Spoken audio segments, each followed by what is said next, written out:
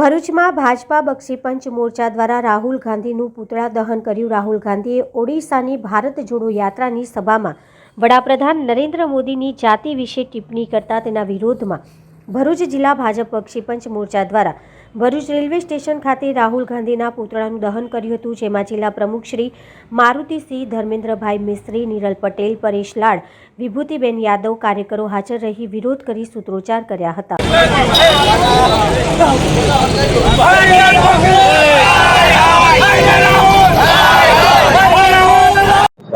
ગુજરાતના પ્રધાનમંત્રી, વૈશ્વિક નેતા, દેશના સન્માનીય યશસ્વી પ્રધાનમંત્રી શ્રી નરેન્દ્રભાઈ મોદી સાહેબની જ્ઞાતિ વિશે કે જેને પોતાની જ્ઞાતિનો ભાન નથી, એ કઈ જ્ઞાતિમાંથી આવે છે એને પોતાને ખબર નથી, એવા રાહુલ ગાંધીએ અમારા નેતા શ્રી નરેન્દ્રભાઈ મોદીની જ્ઞાતિ વિશે નિમ્ન કક્ષાની ટિપ્પણી કરી છે।